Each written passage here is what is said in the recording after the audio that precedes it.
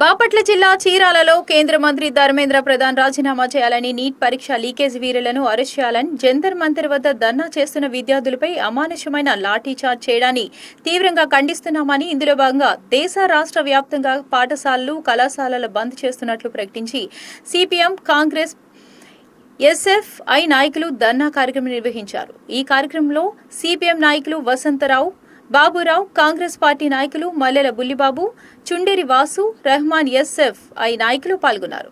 కేంద్ర మంత్రి ధర్మేంద్ర ప్రధాన్ ను అరెస్ట్ చేయాలని, జంతర్ మంతర్ వద్ద ధర్నా చేస్తున్న విద్యార్థులపై అమానుషమైన లాఠీచార్జ్ చేయడాన్ని తీవ్రంగా ఖండిస్తున్నామని, ఇందులో భాగంగా దేశ రాష్ట్ర వ్యాప్తంగా పాఠశాలలు, కళాశాలలు బంద్ చేస్తున్నట్లు సిపిఎం, కాంగ్రెస్, ఎస్ఎఫ్ఐ నాయకులు సందర్భంగా పేర్కొన్నారు.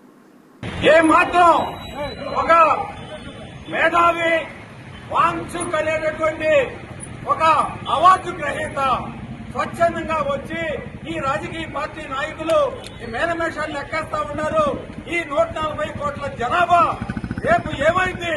ఇదే విధంగా కనుక వీళ్ళని పాలకులను వదిలిపెడితే అందుకని నిరాహార దీక్షకి కూరుకున్నాడు. ఆయన నిరాహార దీక్ష 18 రోజుల పాటు నిరాహార దీక్ష చేస్తే కనీసం ఈ గవర్నమెంట్ కి మొద్దు నిద్రపోతా చెవుకుంటున్నట్లేదు.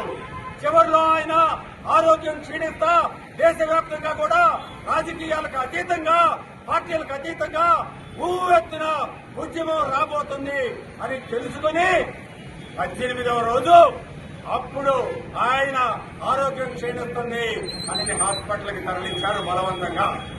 మరి దానికి నిరసనగా ఒక పార్లమెంటు ముట్టడికి ఒక ప్రయత్నం చేస్తే ఈ ప్రభుత్వం ఇటువంటిది రాజకీయాలకు అతీతంగా పిలుపునిచ్చారు. ఏంటి సమస్య?